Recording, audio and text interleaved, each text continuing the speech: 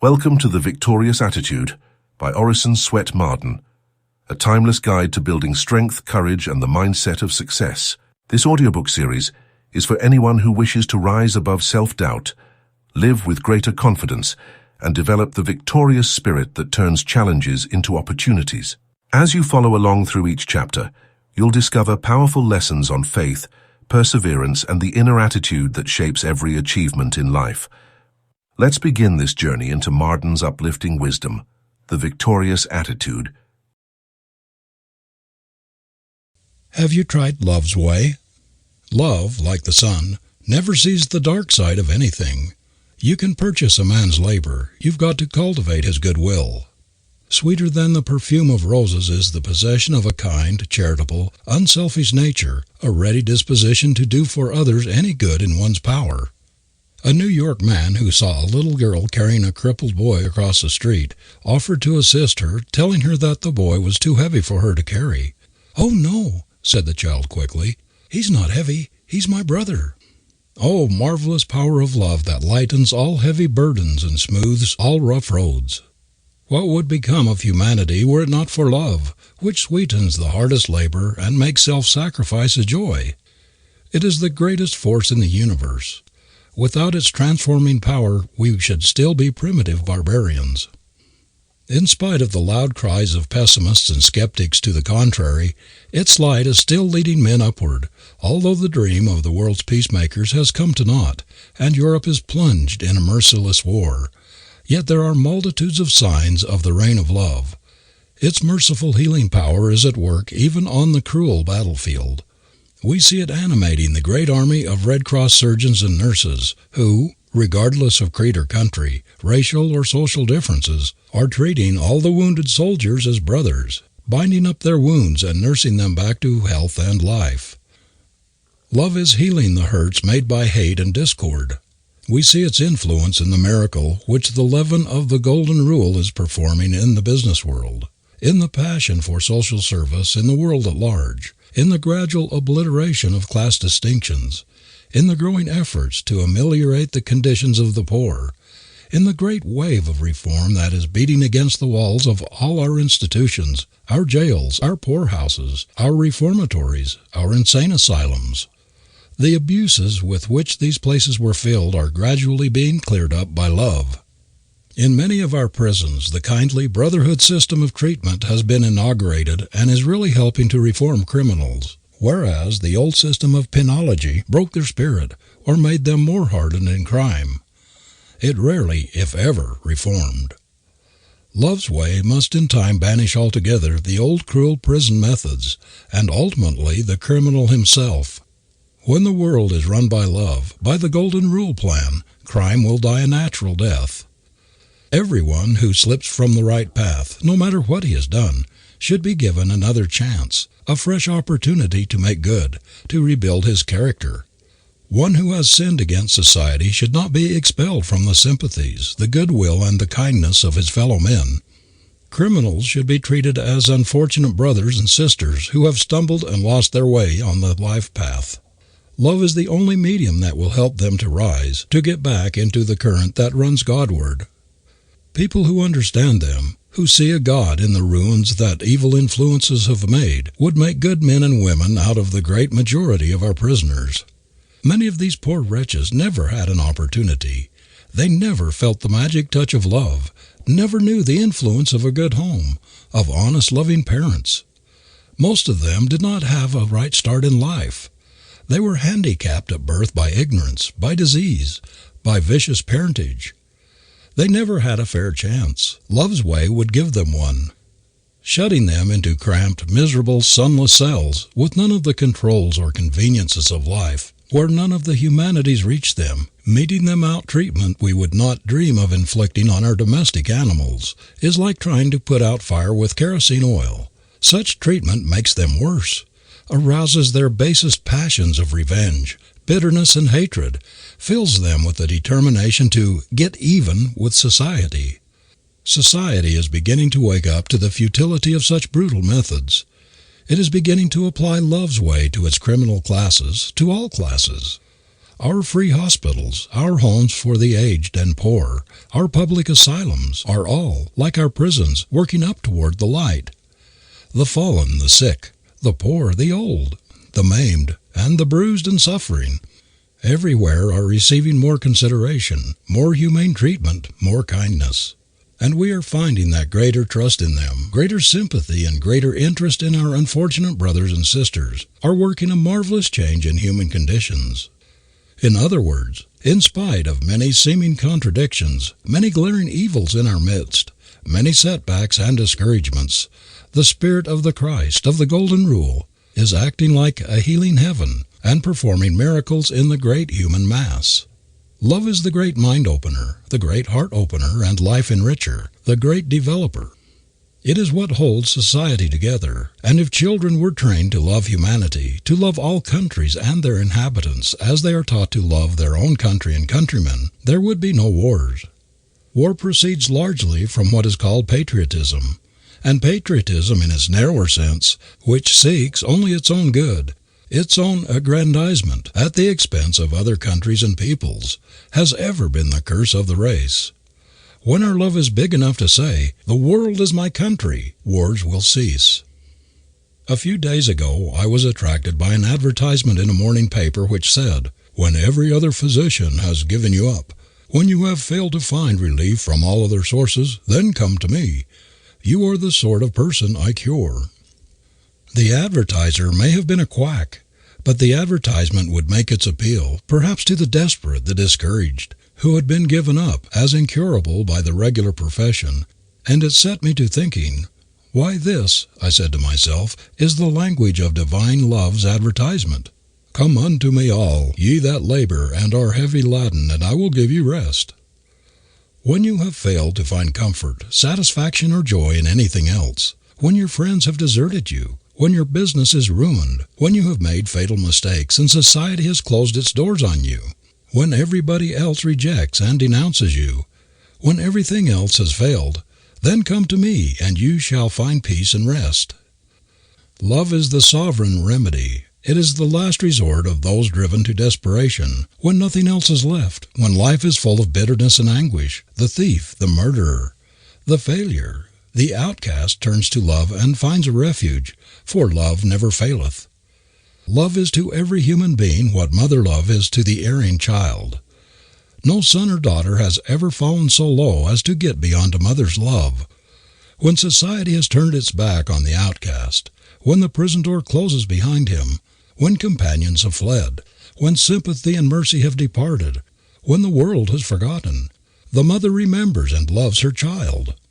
She visits her boy in the death house, her daughter in the dens of vice in the slums. The child can never stray too far from the mother's love to follow. It is the most perfect prototype of our Father-Mother God's love.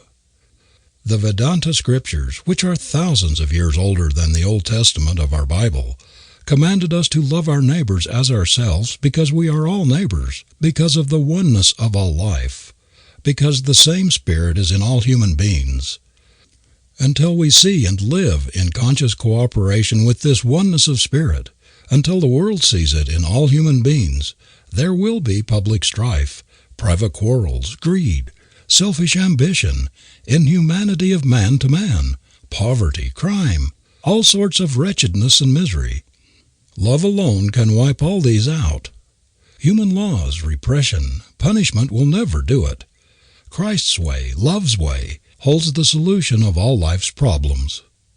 I was talking recently with a cold-blooded, overbearing, brow-beating businessman who told me he was going out of business because he was so tired and sick of incompetent, dishonest help. His employees, he said, were always taking advantage of him, stealing, spoiling merchandise, blundering, shirking, clipping their hours. They took no interest in his welfare, their only concern being in what they found in their pay envelope. "I have enough to live on," he concluded, "and I don't propose to run a business for their benefit.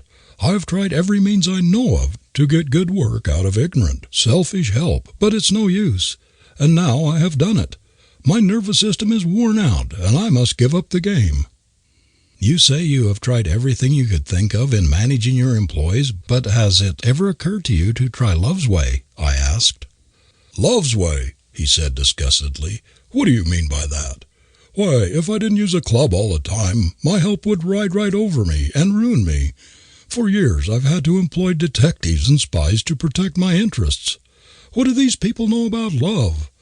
Why, I would have the red flag out here in no time if I should attempt any such fool business as that. A young man who had been successful in Golden Rule management, hearing of the situation, saw in it a possible opening, and asked this man to give him a trial as manager before giving up his business altogether.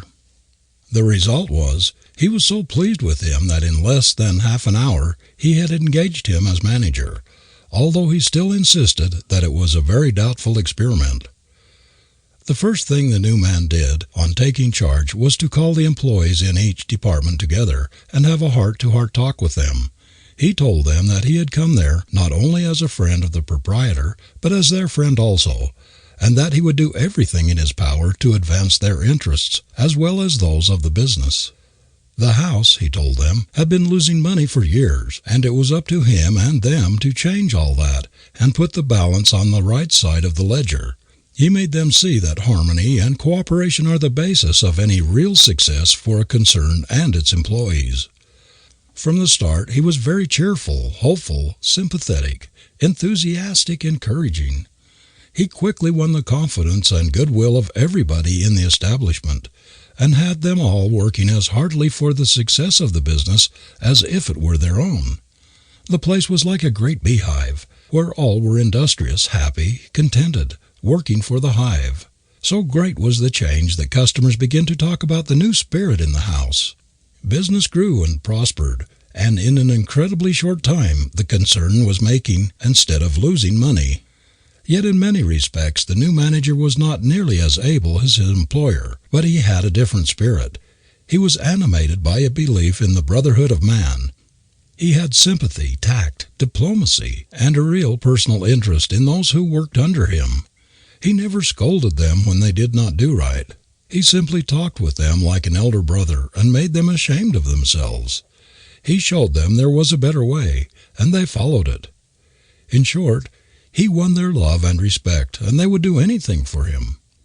The Golden Rule method had driven out hate, selfishness, greed, and dissension. The interests of all were centered on the general welfare, and so all prospered. When the proprietor returned from abroad, whither he had gone for a few months' rest and recuperation, he could scarcely believe in the reality of the transformation that Love's Way had effected in his old employees and in the entire establishment. You who have been tortured and torn to pieces for years with hot tempers, with worry, with fear, with hatred and ill will, you who have already committed suicide on many years of your life, why not turn your back on all this and try Love's Way? So far, your life has been a disappointment.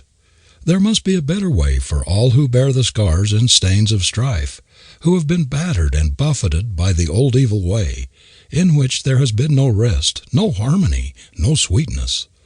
Why not try Love's Way? Try it for every trouble, for every hurt and sorrow. Try it, you whose home life has been a bitter disappointment, you husbands and wives who have quarreled, who have never known what peace and comfort are. Try Love's Way.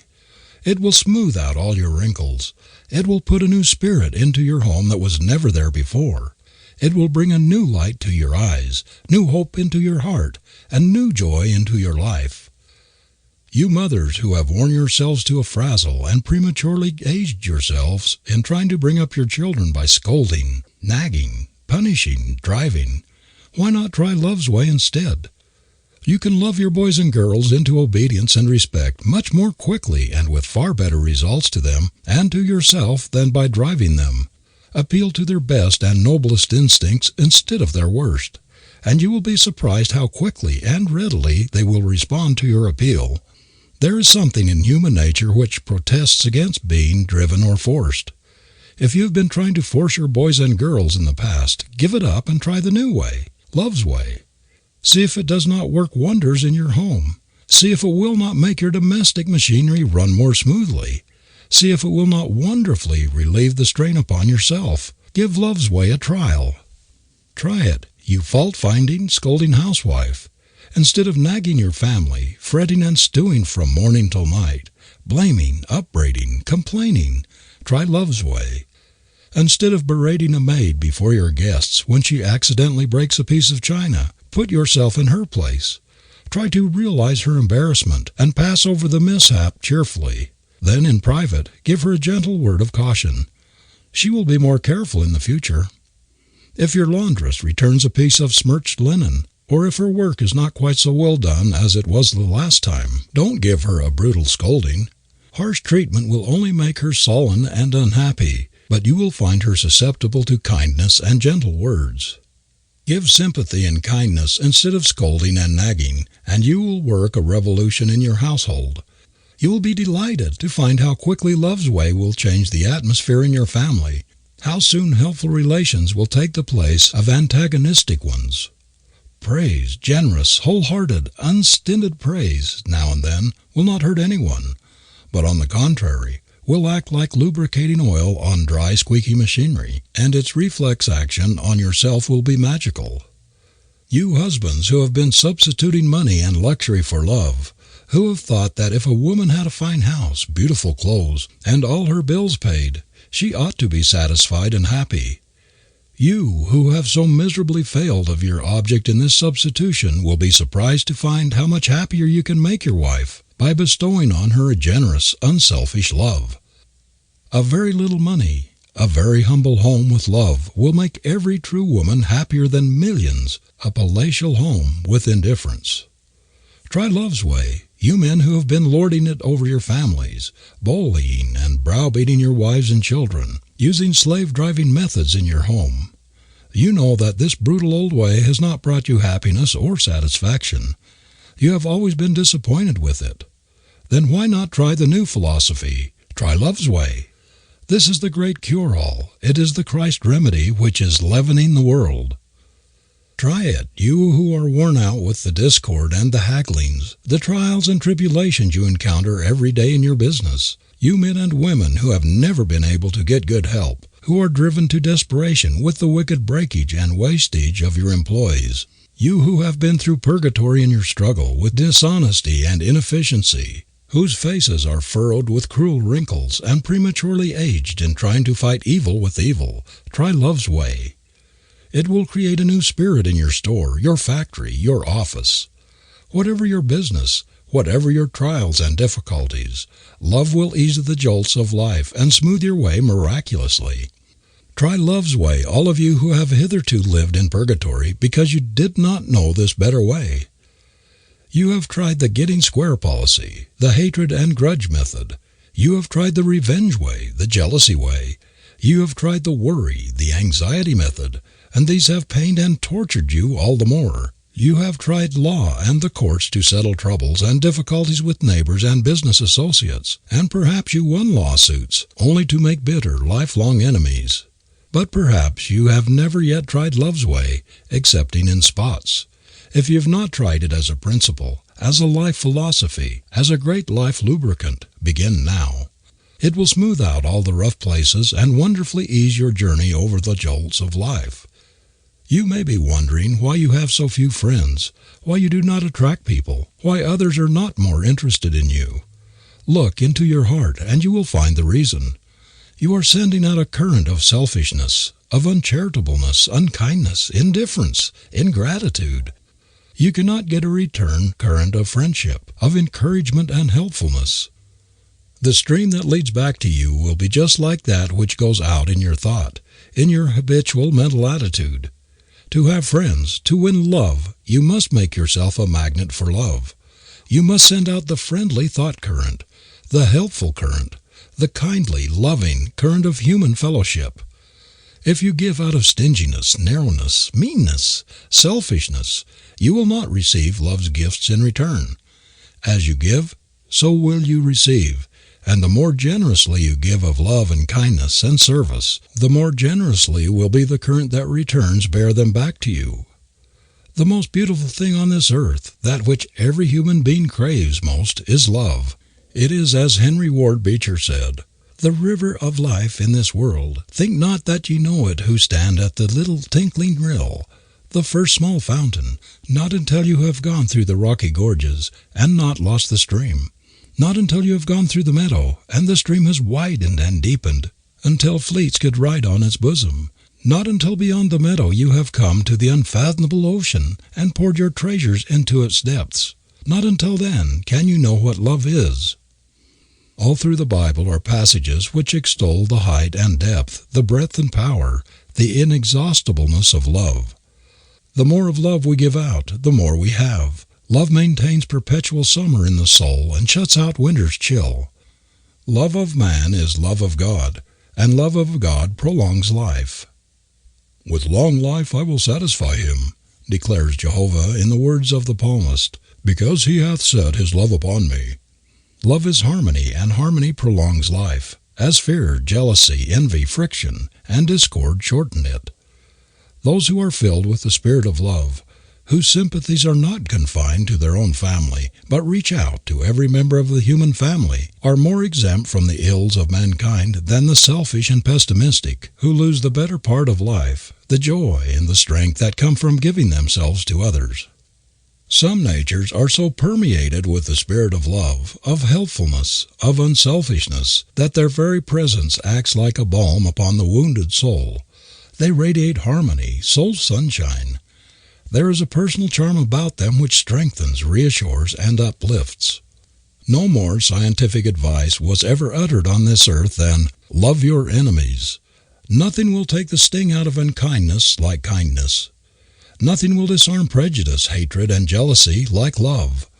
It is impossible for anyone to continue to hate us when we send out to him only love thoughts, love vibrations, or to be jealous of us when we send out to him only kindly, generous, helpful thoughts. Hatred, or the spirit of revenge, cannot live in the presence of love any more than an acid can retain its eating, biting qualities in the presence of an alkali. One whose heart is filled with love for all cannot possibly have an enemy very long, because love dissolves all enmity, all jealousy, neutralizes, antidotes all hatred. One-sided hatred cannot exist because there is nothing to keep it alive. It must be fed in some way, or the fire will die out for lack of fuel. It is simply impossible to keep on feeling unlucky towards another, to continue hating him very long when we discover that he feels kindly toward us and is willing to help us. I have never felt so humiliated in my life as when years ago, in my hot youth, I was rendered a very great service by a man whom I disliked intensely, and against whom I had for some time cherished a grudge. His great-hearted, generous act, which was a real help to me, made me feel utterly ashamed of myself. It showed me, as nothing else could have done, what a mean, unworthy, contemptible thing it is to nurse a feeling of hate or revenge toward a fellow being. We cannot hold the love thought without feeling the uplift, the glow, the divine energy which it sends through the whole system. Nor, on the other hand, can we hold the hate thought, the revenge, the jealous, the envious, or any other mean, selfish thought, without a feeling of depression, a feeling of smallness, of contemptibleness, which robs us of self-respect and of power. When you denounce and condemn others, when you nurse bitterness and ill will in your heart, you start boomerang vibrations which impair your cell life and seriously mar your happiness and efficiency. One of the great benefits of devotional exercise, of prayer, of contemplation, of divine thinking, is that this mental attitude sets in motion vibrations which have a helpful, uplifting influence on both mind and body. Where love and affection are habitually vibrating through the cell life, they develop a poise and serenity of character, a sweetness and strength, a peace and satisfaction that reinforce the whole being. Love soothes and strengthens.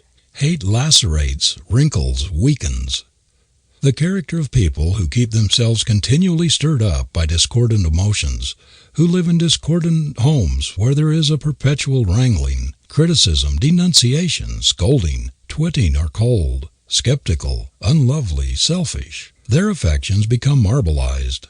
There is nothing outside of vice which will deform the character so quickly as living in an atmosphere of perpetual hatred, jealousy, envy, and revenge. The wear and tear of their vicious vibrations is ever getting in its deadly work. Love is the great disciplinarian, the supreme harmonizer, the true peacemaker. It is the great balm for all that blights happiness or breeds discontent, a sovereign panacea for malice, revenge, and all brutish passions and propensities. As cruelty melts before kindness, so the evil passions find their antidote in sweet charity and loving sympathy. One reason why a happy home is the sweetest, most beautiful spot on earth is because the love atmosphere, the harmony vibrations give a blessed sensation of harmony, of rest, of safety, security, and power. The moment we enter such a place, we feel its soothing, reassuring, uplifting atmosphere. It produces a feeling of mental poise, of serenity, which we do not experience anywhere else. During a recent visit to a large family, I was much impressed by the power of one person to create this beautiful home spirit. In this family was one sister who, though the youngest member, seemed to take the place of the mother who was dead. This young girl was the apparent center of the home. Nothing of importance was undertaken by any of her brothers without consulting her. Not one of them would leave the house without first kissing her goodbye, and she was the first one they sought when they came home. They all seemed anxious to confide to her their little secrets, to tell her of what had happened to them during the day, to have her opinion and advice in all difficulties. The secret of this young girl's influence lay in her great interest in the boys and her wonderful love for them. In talking with the brothers, I discovered that each thought that the sister was especially interested in him and his affairs, and that he would not think of undertaking or deciding anything of importance without first consulting her. Each and all of them seemed to prefer her company to that of any other young lady, and were always proud to escort her when she went anywhere. Those boys were all clean-minded, open, frank, and chivalrous, and I could not help thinking that a great deal of it was due to the sister's influence. "To love and to be loved," said Sidney Smith, "is the greatest happiness of existence." Everyone, rich and poor, high and low, is reaching out for love. What will not a man do to win the love of one who embodies his ideal of womanhood, one in whom he sees all the beautiful qualities that he himself lacks? This love is really a divine hunger, the longing for passion of what would make him a whole man instead of the half one he feels he is. Why is it that when a coarse-grained, brutal, dissipated man falls in love with a sweet, pure girl, he immediately changes his ways, looks up, thinks up, braces up, drops his profanity, is more refined, more choice in his language, more exclusive in his associations, and is, to all appearances, for the time at least, a changed man? Simply because love is a more powerful motive to the man than dissipation. He drops the latter, and if his love is steady and true, he will never again indulge in any degrading practice. Who has not seen the magic power of love in transforming rough, uncouth men into refined and devoted husbands? I have known women who had such great, loving, helpful hearts, and such charm of manner, that the worst men, the most hardened characters, would do anything in the world for them, would give up their lives even to protect them. But these men could not be reformed by prison methods, could not be touched by unkindness or compulsion. Love is the only power that could reach them. I do not believe there is any human being, in prison or out, so depraved, so low, so bad that there is somebody in the world who could control him perfectly by love, by kindness, by patience. Many a man has been kept from performing a disgraceful criminal act by the thought that somebody loved him, believed in him, trusted him. "Though thy sins be as scarlet, they shall be made whiter than snow." Love purifies, lifts up, regenerates. We are all familiar with its wonderful transforming power, how it erases the scars of sin, smooths out the wrinkles which vice has left in the face, softens the hard features, and puts its own divine stamp there. We know how it changes the coarse, brutal, sinful man into his own divine likeness, how it brings the color back to the pale cheek, the luster to the dull eye, how it restores courage to the disheartened, hope to the distressed and the despairing. We know how it calls into the face of light which was never there before, and which is not of earth. In the remarkable play, The Passing of the Third Floor Back, we have a striking illustration of the subtle, silent force of the love motive. Those who have seen or read the play will remember how, in response to an advertisement in a London paper, room to let, third floor back, becomes a remarkable man who is given the title of The Stranger. This man takes the third floor back and finds himself in a boarding house filled with questionable characters, petty thieves, gamblers, people who have led fast lives, all sorts of uncharitable, envious men and women. They stoop to every kind of meanness. One woman even steals candles. Everyone tries to cheat everyone else and is cheated in return. The landlady is of the same type as her boarders. She preys on them and they prey on her. She waters the milk and adulterates the food. Then, to keep herself from being robbed, she puts everything under lock and key. The mere presence of the stranger seems antagonistic to the practices and low-flying ideals of the boarders and the landlady. They begin to make all sorts of fun of him, but he takes no notice. Instead, he gives them kindness for unkindness, love for hate, and a pleasant smile as the only answer to their sarcastic, cutting remarks and innuendos.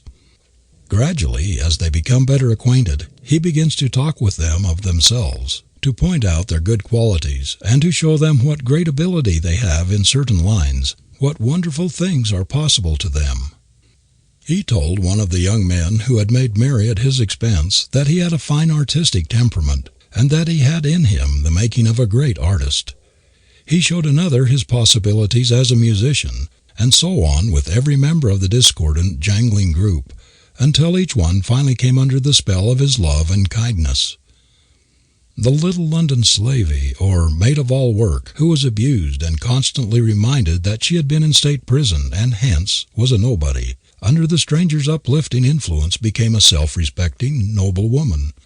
The landlady, who had hitherto treated the girl like a slave, began to favor her and made her go outdoors and get a little change while she did the work. A man and wife who had lived a cat-and-dog life were brought together in harmony. All of the boarders, without exception, even those who had been the most brutal and selfish, gradually changed and became thoughtful, helpful and kindly toward one another. They became friends. The whole atmosphere of the house was changed. The stranger had shown every man and woman of them his or her better self, and in so doing had literally made them anew. Thus did one who typified the Christ spirit, a simple, quiet man who loved his fellow men and found his greatest joy in serving others, manage to divert all these people out of the crooked channels in which they had lived and into the right path toward happiness. Love, discovering to them these higher possible selves, transformed them. This is love's way. Love tames the fiercest animals. How quickly their wild, ferocious expression is replaced by a milder, softer, more gentle one under the kindly treatment of one who really loves them, one who looks upon them, as did St. Francis, as his little dumb brothers and sisters. The brute nature is gradually softened and distrust gives way to confidence. The suspicious look is replaced by a trustful one. Affection takes the place of dislike and fear. Love goes out to meet love. Is there any more beautiful illustration in nature of the influence of love and kindly treatment than the evolution of our pet dogs from the ferocious wolf? Note the gentle, peaceful face of a cow or a horse which has been brought up as a family pet. Such animals would not step on or injure a child any more than we would ourselves. We love and trust them, and they love and trust us in return. Love begets love. Some people mistake selfishness or self-love for real love. Everywhere we see the sort of base substitute which says, "If you do this for me, I'll do that for you." The woman that says to a man in her heart, if not with her lips, "If you'll support me and give me a home, I'll love you," does not love. This is selfishness. A great many people confuse love of the thing given with the love of the giver. They mistake the love of their own comforts, of a good time, of dress and luxuries, for love of the person who supplies them with these things. This is a mere travesty of the genuine thing. Love simply loves and asks nothing in return. There is no self in it. Abuse, bitterness, indifference, ingratitude do not change or destroy love. It simply loves on, and no love is ever lost, whether it is returned or not. Genuine love is a force that always wins out. Even if it's not reciprocated, it wins by chastening, softening, elevating, beautifying, and enriching the life of the one who loves. This is love's way. What mothers endure for many years for their children would kill them or drive them to an insane asylum in half the time but for love. This is the healing balm that cures all hurts, lightens all burdens, that takes the drudgery out of service. It is love alone that enables the poor mother to risk her life for her child, to go through terrible experiences in her struggles with poverty and sickness to rear her children. A burden half as great which had no love in it would crush the life out of her. But love lightens the load, takes the sting out of poverty, the pain out of sacrifice. The same thing is true of the loving father, though his burden in the nature of things is rarely as heavy as the mother's.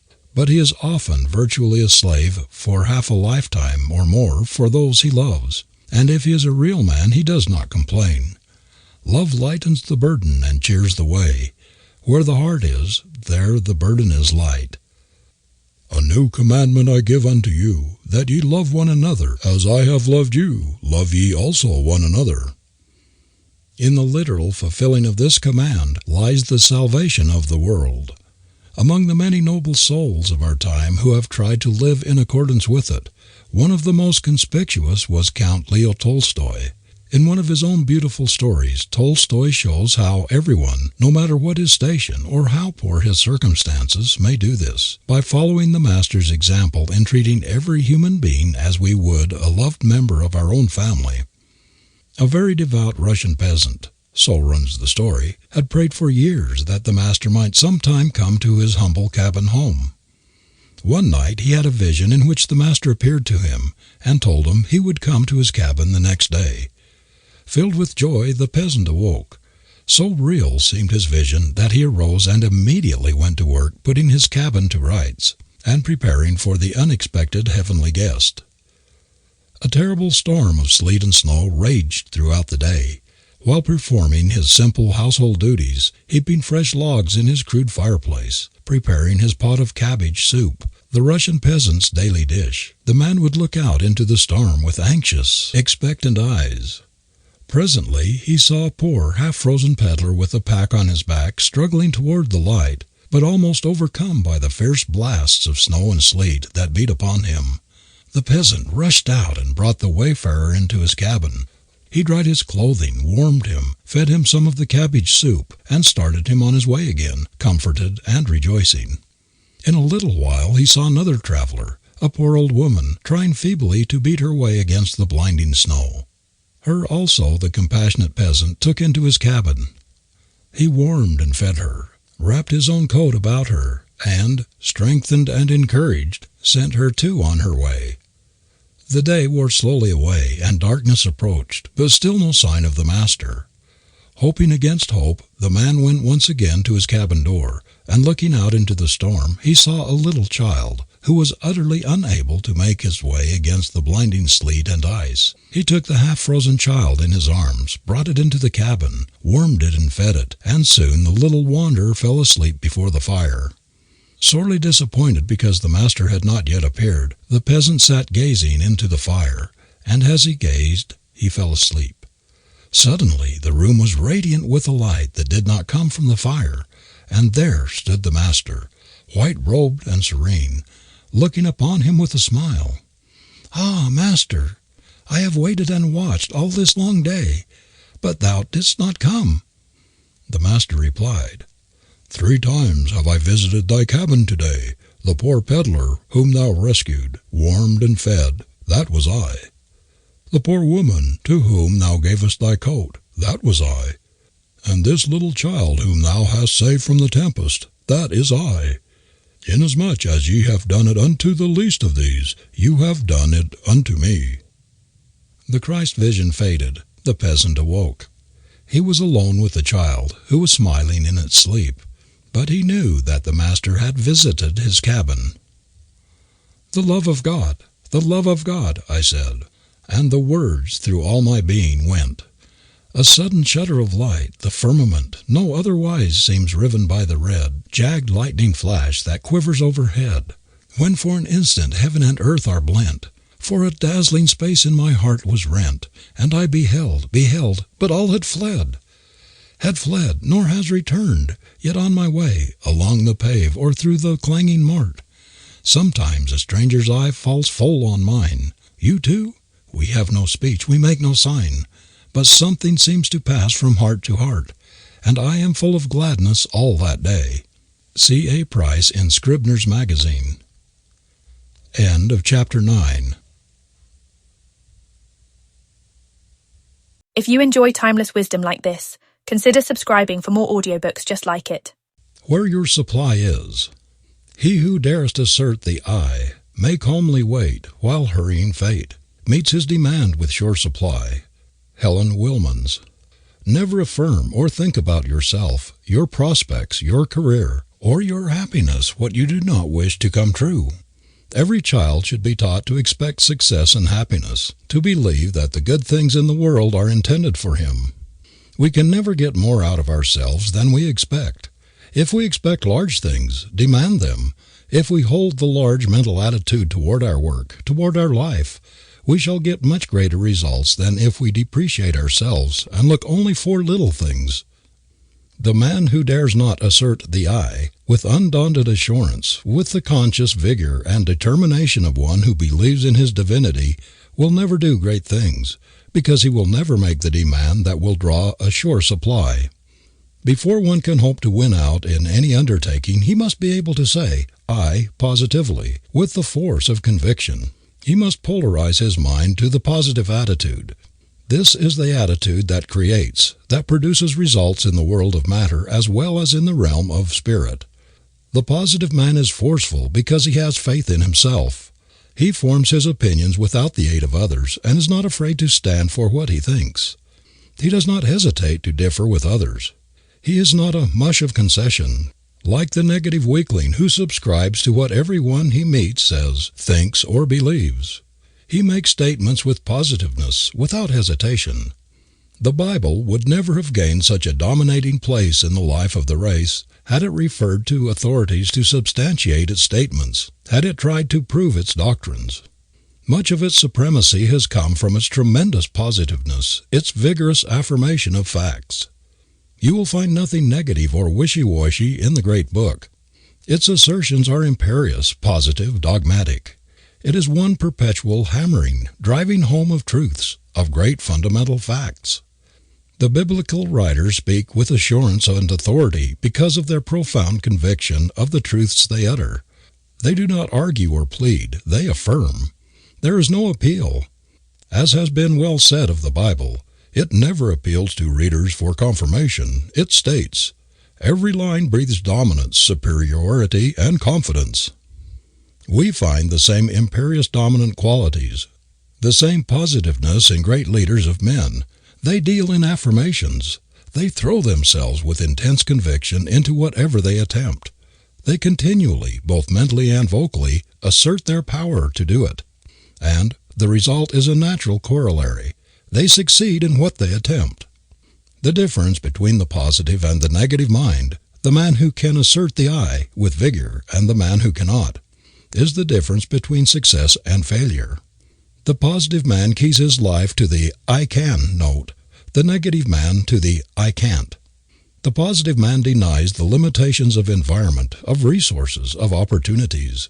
He not only believes but knows that infinite bounty surrounds him and that he can make it his own.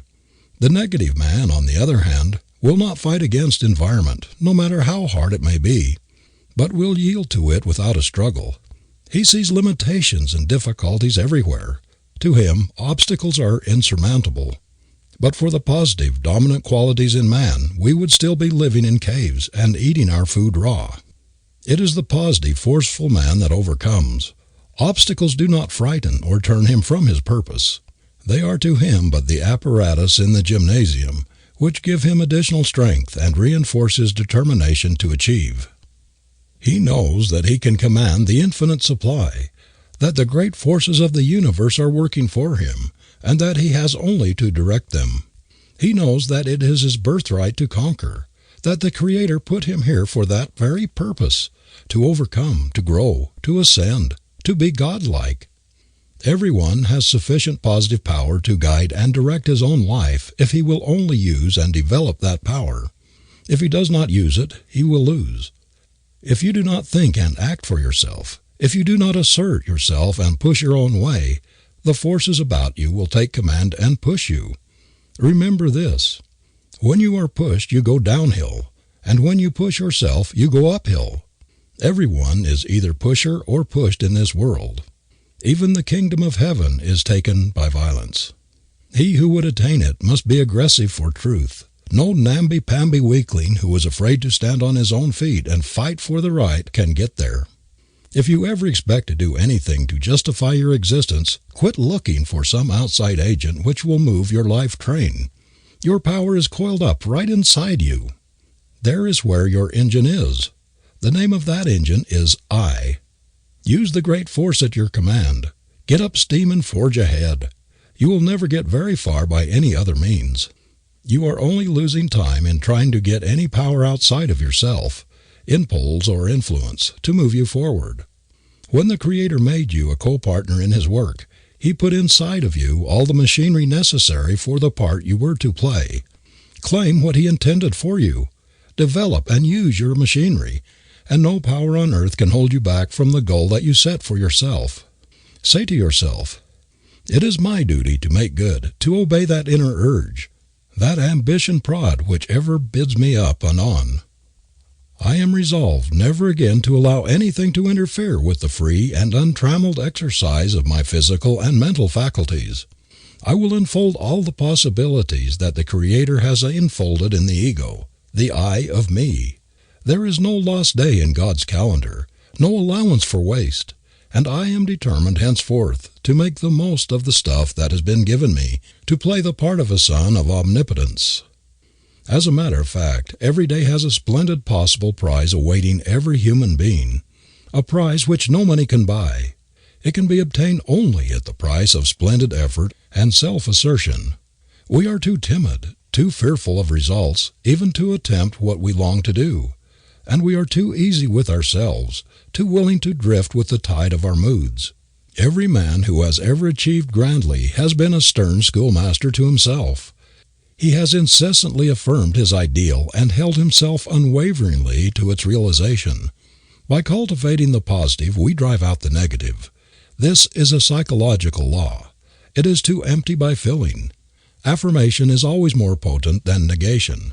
Professor Halleck says, "By restraining of an emotion, we can frequently throttle it. By inducing an expression, we can often cause its allied emotions." Professor William James makes a similar statement.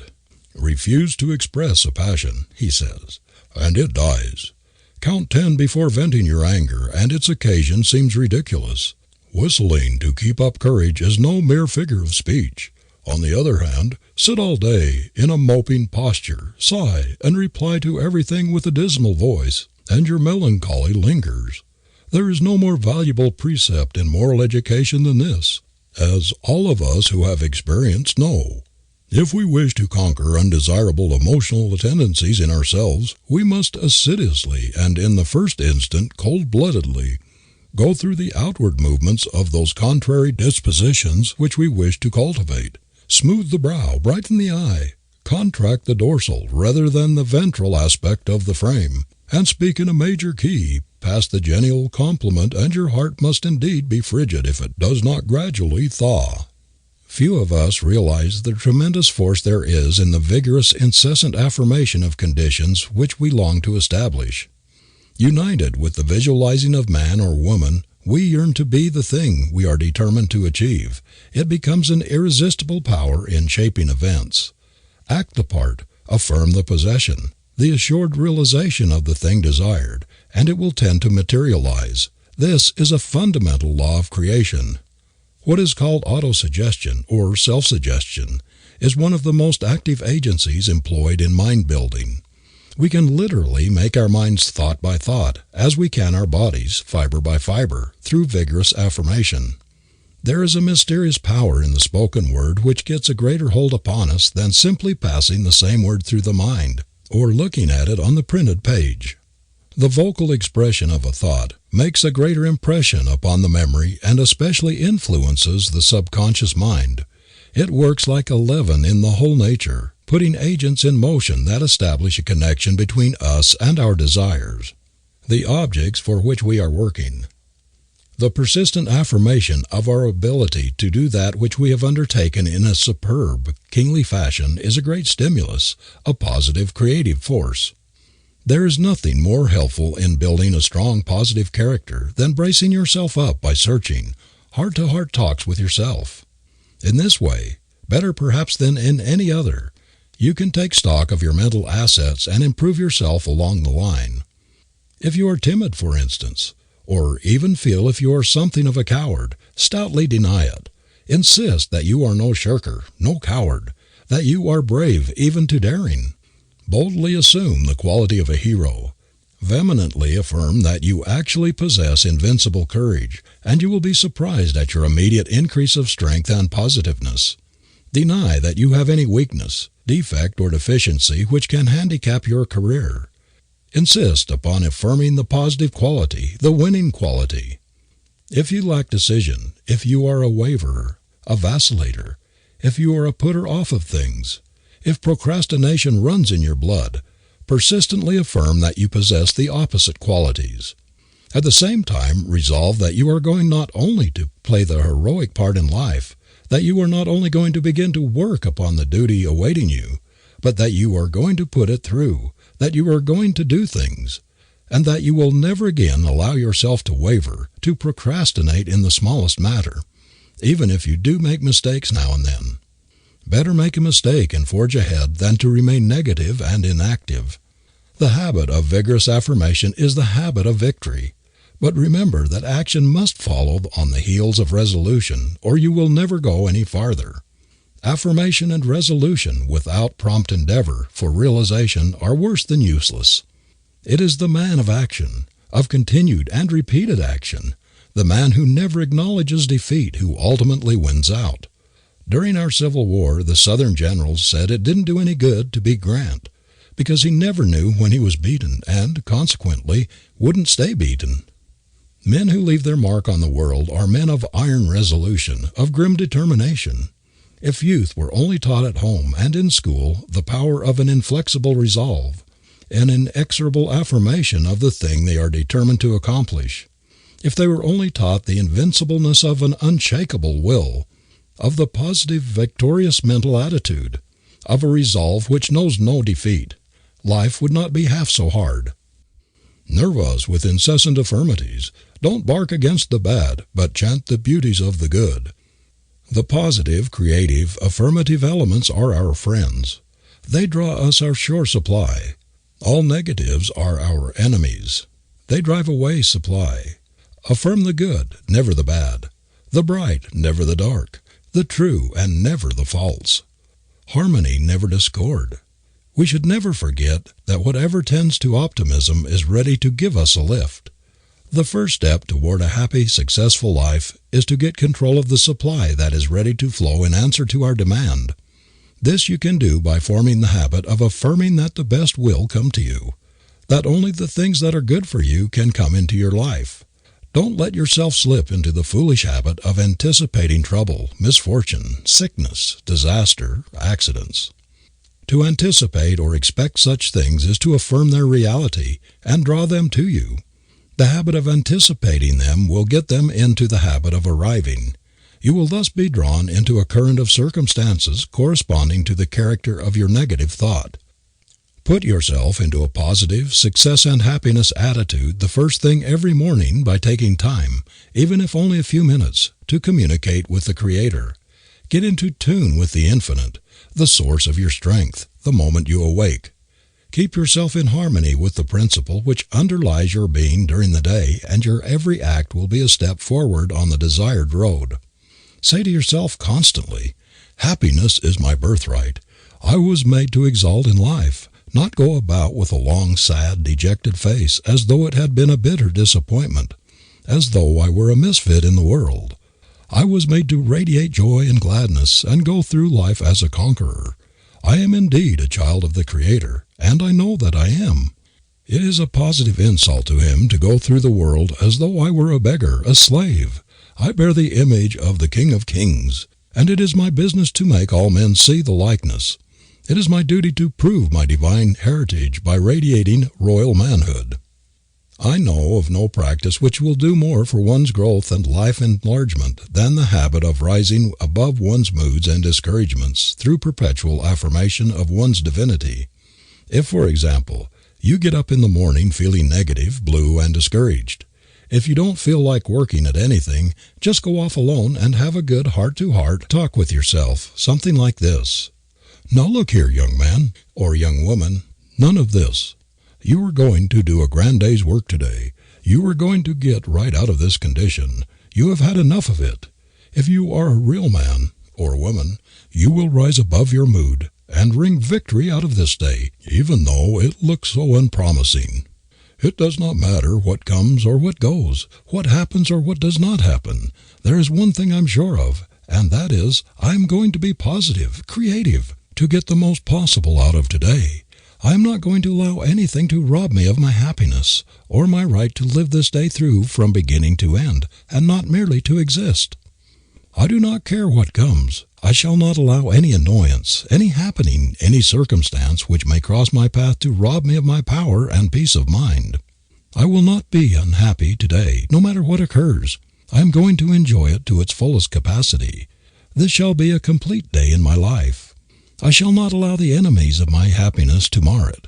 No misfortune in the past, nothing which has happened to me in days gone by, which has been disagreeable or tragic. No enemies of efficiency shall be guests in my spirit's sacred enclosure today. Only happy thoughts, joy thoughts, friend thoughts shall find entertainment in my soul this day. No negative thoughts, none of my enemies shall gain admittance to scrawl their hideous autographs on the walls of my mind. There shall be no admittance today except to the friends of my best moods. I will tear down all black, sable pictures and hang in their place pictures of joy and gladness, of things which will encourage, cheer, and increase my power. Everything which ever handicapped my life, which has made me uncomfortable and unhappy, shall be expelled from my mental kingdom this day and every coming day. If you make a resolve like this every morning and live up to it during the day, you cannot help being positive, productive, creative. The positive mind repels all thought enemies that would hinder progress. Doubt, fear, despair, worry, these have no place in the creative brain. They are products of the negative mind. The man who would bend circumstances to his will cannot afford to harbor them. Hold negative, despondent, discouraged thoughts, and your surroundings will be negative, unpropitious. Hold positive, confident, hopeful, cheerful thoughts, and a congenial environment will manifest itself. It is wonderful what right thinking can accomplish even in a naturally weak, negative mind.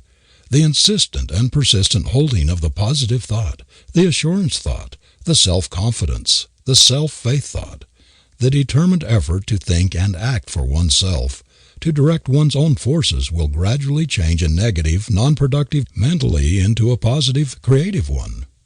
I have known very timid, sensitive people who scarcely dared to say their souls were their own before others, to so cure their habit of self-effacement and so strengthen their weak self-confidence by constant audible affirmation of their own strength, that in a very few months they had largely overcome this weakness.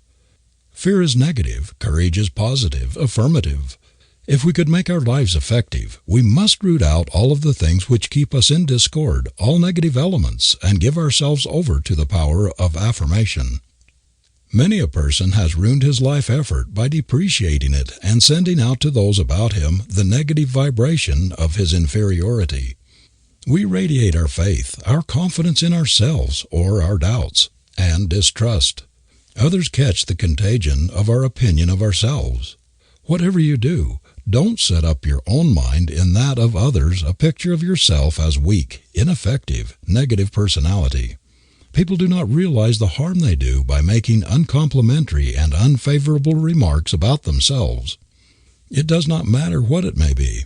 The assertion of anything unfavorable to us or unlike what we wish to be is injurious. How often we hear men and women say, "I can never remember anything. I'm always forgetting umbrellas and packages. I can never remember the names or faces," and similar negative, depreciatory remarks. It never occurs to them that by making such statements as these, they are strengthening their defects. They are not aware that by impressing these unfortunate images of themselves upon their mind mirror, they are seriously injuring their self-confidence, their ultimate chance of being what they would like to be, or of getting what they desire. The character of civilization would radically be changed in a short time if parents were to teach their children the wonderful, strengthening, character-building power in the habit of affirmation.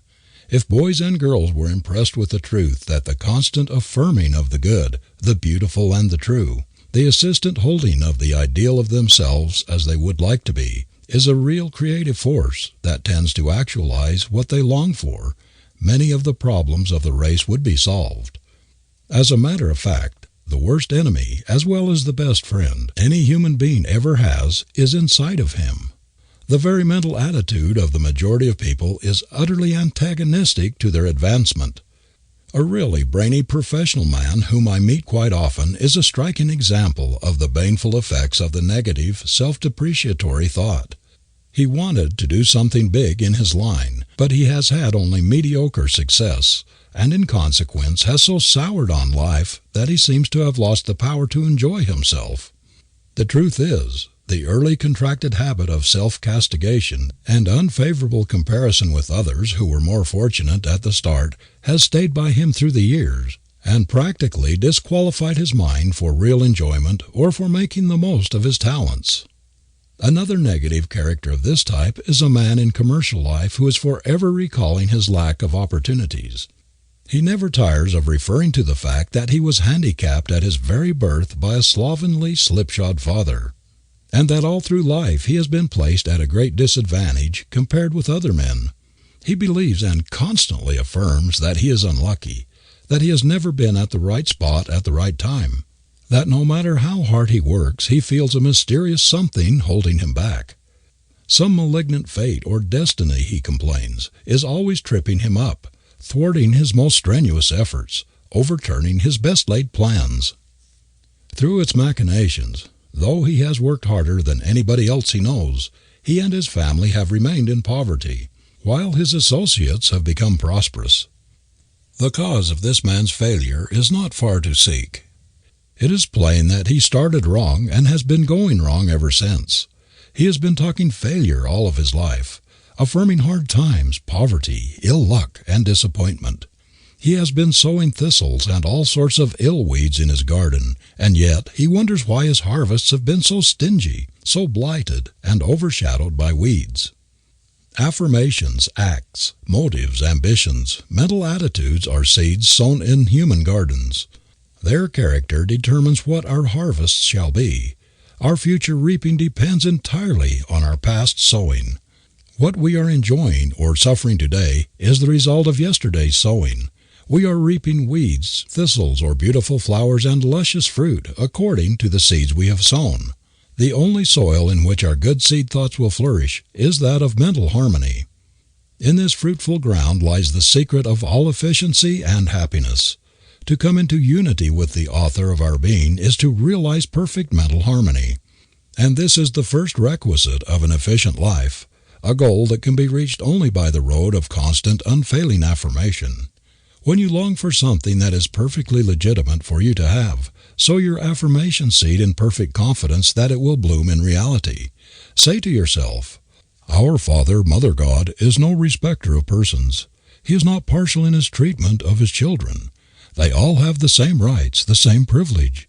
He will give me through my own effort what I need, what I ask for. The poorest, most ragged wretch that crawls has just as many hours in his day as has the ermine king. I can and I will do what I long to do. I will be what I desire to be."